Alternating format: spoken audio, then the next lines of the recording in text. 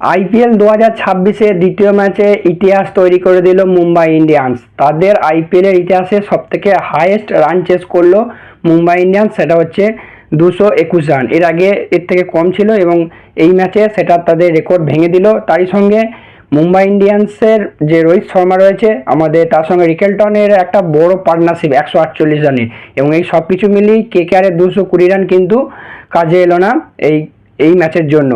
তো এই ম্যাচে এইসব ব্যাপার নিয়ে কথা বলবো, পুরো ম্যাচের হাইলাইট এবং কিছু টার্নিং পয়েন্ট বা কি পয়েন্ট নিয়ে অবশ্যই ভিডিওটা শেষ পর্যন্ত দেখবে। তার সঙ্গে আলোচনা করব কালকের ম্যাচ অর্থাৎ রাজস্থান এবং চেন্নাইয়ের ম্যাচের প্লেইং 11 কী নিয়ে, মানে প্লেইং 11 কী হবে সেই নিয়ে, কী কী টিম নিউজ আছে সেই নিউ। তবে আমাদের যে কোনো নিউজ জানতে চাইলে, কোনো ক্রিকেট রিলেটেড বা আইপিএল রিলেটেড যে কোনো নিউজ সবার আগে জানতে চাইলে চ্যানেলটাকে তো সাবস্ক্রাইব করবেই, তার সাথে আমাদের যে সোশ্যাল মিডিয়ার লিঙ্ক আছে নিচে ডেসক্রিপশানে দেওয়া আছে, সেখানেও যুক্ত হয়ে যেতে পারো। ডেলি ছোটো বড়ো আপডেট সবার আগে সেখানে পেয়ে যাবে।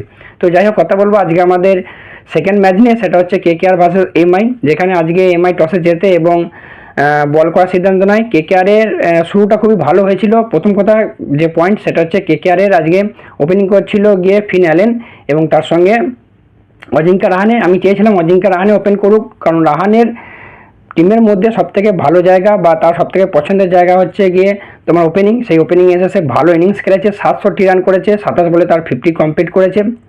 অবশ্যই সেটা কেকেআরের জন্য ভালো সাইন। তবে কেকেআরের বলিং এবারে সত্যি খুবই দুর্বল। বাকি অঙ্কৃশ রঘুবংশী সেও একটা ভালো ইনিংস খেলেছে, যদিও 21 রানে রোহিত শর্মা তার একটা ক্যাচ মিস করেছিল, বাট তারপর সে যে ইনিংসটা খেলেছে, তোমার কেকেআরের এইবার আইপিএল সিজনে তার দিকে যথেষ্ট নজর থাকবে। তার সঙ্গে শেষে রিঙ্কু সিং এসে ভালো ফিনিশ দিয়েছে, 33 রান করেছে, এবং শুরুতেই ফিন অ্যালেন সে কিন্তু খুব ভালো স্টার্ট দিয়েছিল, তোমার 37 রান করেছে।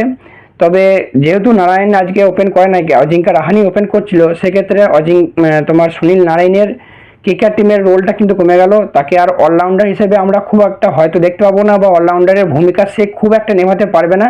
একজন বোলার হিসেবেই বা প্রপার বোলার হিসেবে হয়তো তাকে দেখতে পাবো, কারণ তোমার নারিন যে 1 নম্বর মানে কি বলবো ওপেন এসে যে ইম্প্যাক্টটা দিত, 10-20টা বল খেলতো, 20-30টা রান করে দিত, আউট হয়ে গেলে আউট হয়ে যেত, সেটা আলাদা ব্যাপার। কিন্তু শেষের দিকে এসে সেই প্রেশারটা হয়তো সে হ্যান্ডেল করতে পারবে না। তবে কেকেআর আজকে পাওয়ার প্লেতে 78 রান করেছিল। তবে কেকেআরের যদি বলিং নিয়ে কথা বলি, সেক্ষেত্রে কেকেআরের বলিং একদমই ভালো হয়নি, এবং আজকের ম্যাচের পর কালকে যেমন এসআরএইচের বলিং খুবই দুর্বল লাগছিল, সেরকম আজকের ম্যাচে কিন্তু কেকেআরের বলিংও খুবই দুর্বল লাগছিল।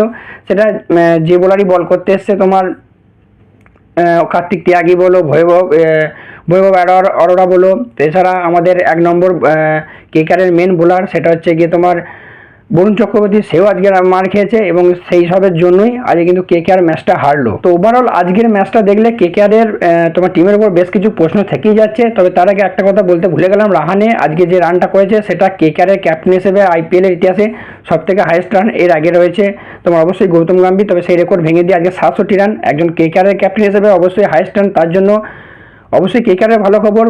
তোমার আইপিএলের এইবার সিজনে ভবিষ্যতের যে ম্যাচগুলো আছে সেগুলোর জন্য অবশ্যই কেকেআরের জন্য খুশির খবর যে রাহানে ফর্মে রয়েছে। তবে বোলিংয়ে প্রচুর প্রশ্ন থেকে যাচ্ছে। প্রথম কথা, আজকে আমরা রিঙ্কুকে ক্যাপ্টেন্সি করতে দেখেছি, যেহেতু রাহানে আজকে চোট পেয়েছিল এবং তাকে মাঠ ছাড়তে হয়েছিল। তো ক্যাপ্টেন্সি সত্যি কথা বলতে ওভারঅল শুনতে খারাপ লাগলেও ক্যাপ্টেন্সি ভালো হয়নি, কারণ আমরা সেখানে যখন দেখলাম প্রথম দিকে মার খাচ্ছিল বা রিকেলটন রোহিত ভালো ব্যাট করছিল, সেক্ষেত্রে তাড়াতাড়ি তোমার আনা দরকার ছিল সুনীল নারায়ণকে, কারণ সুনীল নারায়ণের বিরুদ্ধে রোহিতের রেকর্ড খুব একটা ভালো নয়, প্লাস রিকেলটনকেও বেশ কয়েকবার আউট করেছে। আজকে সুনীল নারায়ণ তো বলই পায়নি, শেষের দিকে 19 ওভারে তাকে বল এলো, যখন ম্যাচ হাত থেকে বেরিয়ে গেছে তাকে ঠিকঠাক ইউজ করা হয়নি। অবশ্যই এটা 1 নম্বর ফল। দ্বিতীয় ফল, যেটা যখন দেখছে যে মেন বোলাররা মার খাচ্ছে, সেক্ষেত্রে আমরা আশা করছিলাম যে হয়তো ক্যামেরন গ্রিনকে আমরা বলিংয়ে দেখতে পাবো, যদিও ব্যাটিং আজকে খুব একটা কিছু ক্যামেরন গ্রিন করতে পারেনি। তবে আমরা সেই আশায় রয়ে গেল। রমনদীপ একজন ভালো অলরাউন্ডার, আমি বলছি না যে এরা বল করতে এলে হয়তো মানে ম্যাচটা জিতে যেত, বাট যখন সুযোগ থাকছে না তোমার কাছে, তোমাদের মেন বোলাররা যখন মার খাচ্ছে, সেক্ষেত্রে পার্ট টাইম বোলাররা অনেক ক্ষেত্রে কাজ করে। সেটা আমরা আজকে তোমার মুম্বাই ইনিংসে দেখলাম। মুম্বাই যখন মেন বোলাররা উইকেট পাচ্ছিল না, সেক্ষেত্রে শার্দুল ঠাকুর বল করতে এলো। শার্দুল ঠাকুর তিনটে মেন উইকেট নিয়েছে, এবং প্রথম ব্রেক থ্রুটাও সে দিয়েছে, পরপর 3টে উইকেট, প্রথম 3টে উইকেট সেই কিন্তু নিয়েছে। সেখানে তোমার ফিন অ্যালেনের উইকেট ছিল, অজিঙ্কা রাহানের উইকেট ছিল, তারপরে ক্যামেরন গ্রিনের 3টে মূল্যবান উইকেট নিয়েছে। এবং শার্দুল ঠাকুরকে দেখলে একটা কথাই বলতে মনে হয়, যখনই যে টিমের হয়েই খেলুক, সেটা আইপিএলে যে টিমেরই হোক বা ভারতের জন্য যখনই খেলেছে, যখন কোনো বোলার পারফর্ম করতে পারেনি, সেক্ষেত্রে সবসময় কিন্তু শার্দুল ঠাকুর এসে পারফর্ম করেছে। আজকে খুব ভালো স্পেল করেছে।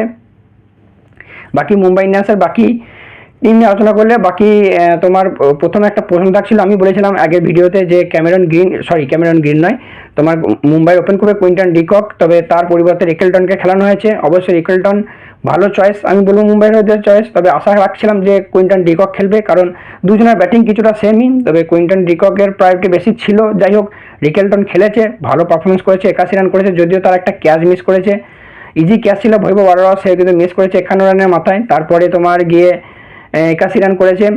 তার সঙ্গে কেকেআর ফিল্ডিং যেমন খারাপ করেছে, কিছু ভালো ফিল্ডিং করেছে। অনুকূল রয় খুব ভালো দুটো ক্যাচ ধরেছে, নাহলে যেমন রোহিতের ক্যাচটা খুব ভালো ক্যাচ, আর একটা রান আউট করেছে, দুটো ক্যাচ নয়, একটাই ক্যাচ ধরেছে, একটা রান করেছে, সেটাও একটা কেকেআরের দিকে জন্য ভালো পয়েন্ট।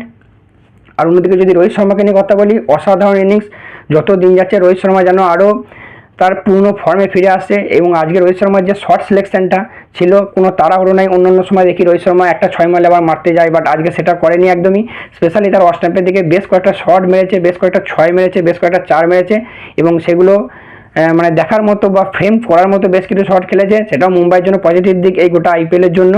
রোহিত শর্মা আজকে টোটাল 38 বলে 78 রানের অসাধারণ একটা ইনিংস খেলেছে, এবং তারা রিকেলটনের মধ্যে যে 148 রানের পার্টনারশিপ, এটাই হয়তো নয়, এটাই মুম্বাইকে জেতার দোরগোড়ায় পৌঁছে দিল বা জেতার জন্য পরিস্থিতি তৈরি করলো। আর তার সঙ্গে মুম্বাই আরও একটা আজকে রেকর্ড করেছে, সেটা হচ্ছে গিয়ে 13 বছর পর আইপিএলের প্রথম ম্যাচে তারা জিতলো। 2013 সালে লাস্ট জিতেছিল, মানে আইপিএলের শুরুর প্রথম ম্যাচ, তারপর থেকে আর কোনো ম্যাচ জিততে পারেনি, এবং ফাইনালি 2026-এ এসে 13 বছর পর সেই রেকর্ড তাদের ব্রেক করলো। এবং আজকে যদি সব কিছু মিলে দেখো, মানে একটা কথা আমরা বলতে পারি যে মুম্বাই কিন্তু এবার আইপিএল যে তাদের ষষ্ঠ টাইটেল, সেটা জেতার জন্য তৈরি। তবে মুম্বাই তরফ থেকেও কিছু আমি বলবো নেগেটিভ দিক রয়েছে, যেমন বলিংয়ের দিক থেকে যখন পাওয়ার প্লেতে বল করছিল, সেক্ষেত্রে তোমার ট্রেন্ট বোল্টকে ঠিকঠাক ইউজ করা হয়নি, কারণ ট্রেন্ট বোল্টকে আমরা সবসময় জানি প্রথমে পাওয়ার প্লেতে উইকেট নেওয়ার জন্য, যেখানে ট্রেন্ট বোল্টকে অন্যান্য বছর পাওয়ার প্লেতে দুবার তো বটই, তার সঙ্গে 3 ওভারও বল করতে দেখা গেছে, সেই জায়গায় আজকে পাওয়ার প্লেতে একবারই বল করানো হয়েছিল। আমি বলবো হার্দিকের এখানে হয়তো ফল্ট, হয়তো এক্সপেরিমেন্ট করতে চেয়েছিল, সেই জায়গায় হার্দিক যখন 4 নম্বর ওভার আসে, সেই ওভার আসে প্রায় 24 রান 25 রান খায়, সেক্ষেত্রে যদি বোল্ট থাকতো হয়তো প্রথম ওভারটায় সে তার 10-11 রান খেয়েছিল, বাট ট্রেন্ট বোল্ট সে কাম ব্যাক করতে জানি।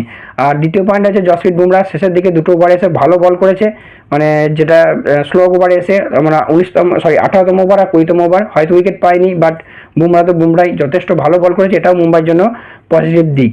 তো ওভারঅল এই রয়েছে তোমার এই ম্যাচের লেখাজোখা, যেখানে কেকেআরের কাছে কিন্তু অনেক কিছু প্রশ্ন থেকে যাচ্ছে, স্পেশালি রিঙ্কু সিংয়ের ক্যাপ্টেন্সি, যেহেতু যদি রাহানের চোটটা সিরিয়াস হয়, পরে ম্যাচ না খেলে, সেক্ষেত্রে রিঙ্কু কীরকম ক্যাপ্টেন্সি করে সেটা কিন্তু নজর থাকবে। আজকের ক্যাপ্টেন্সি আমি বলবো না একদমই ভালো হয়েছে। বাকি এই ব্যাপারে তোমাদের মতামত অবশ্যই কমেন্ট করে জানিও। আর এবার কথা বলবো আমাদের আইপিএলের তৃতীয় ম্যাচ নিয়ে, সেটা হচ্ছে Rajasthan Royals versus Chennai Super Kings টিমকে নিয়ে।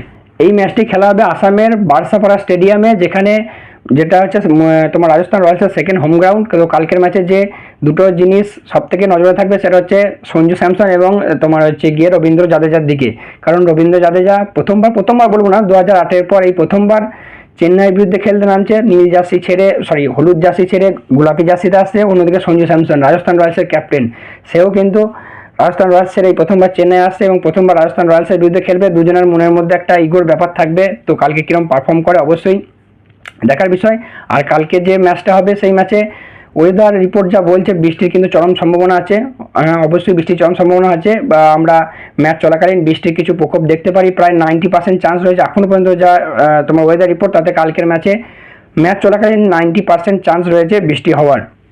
আর দুটো টিমের যদি হেড টু হেড নিয়ে কথা বলি, সেক্ষেত্রে দুটো টিমের যে গোটা আইপিএলের এতদিন পর্যন্ত 31টা ম্যাচ খেলা হয়েছে, সেখানে রাজস্থান 15টা ম্যাচ জিতেছে এবং চেন্নাই জিতেছে 16টা ম্যাচ। তো বলতে পারো প্রায় দুজনের মধ্যে কাঁটায় টক্কর হয়েছে। আর সব থেকে ইন্টারেস্টিং ব্যাপার, লাস্ট যে 10টা ম্যাচ খেলা হয়েছে দুটো টিমের মধ্যে, তার মধ্যে রাজস্থান 8টা ম্যাচ জিতেছে এবং শুধুমাত্র দুটো ম্যাচ কিন্তু জিতেছে চেন্নাই। তো অবশ্যই রাজস্থানের পাল্লা এই দিক থেকে ভারী রয়েছে।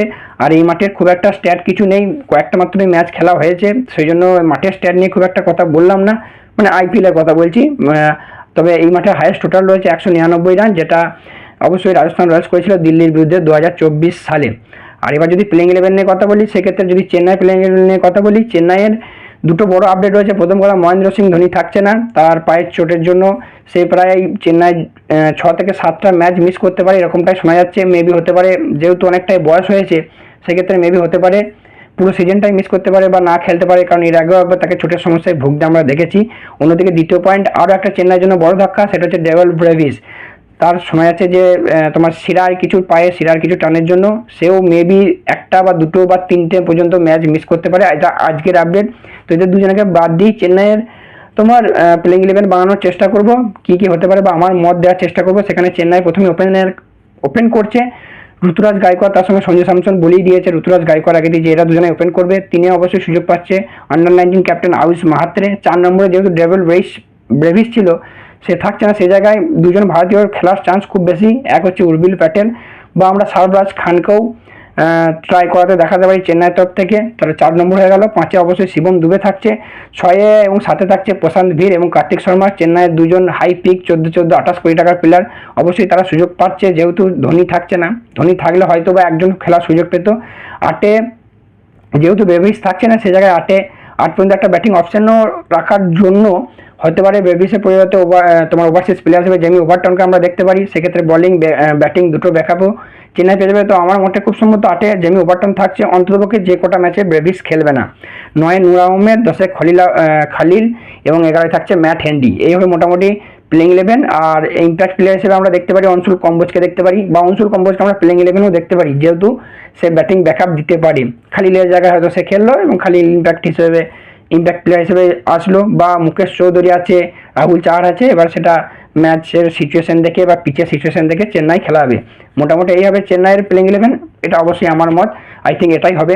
আর রাজস্থান রয়্যালসের যদি কথা বলি, রাজস্থানের রয়্যালসেরও একজন বড় প্লেয়ার, বড় অলরাউন্ডার মিস করছে, সেটা হচ্ছে শ্যাম পুরান।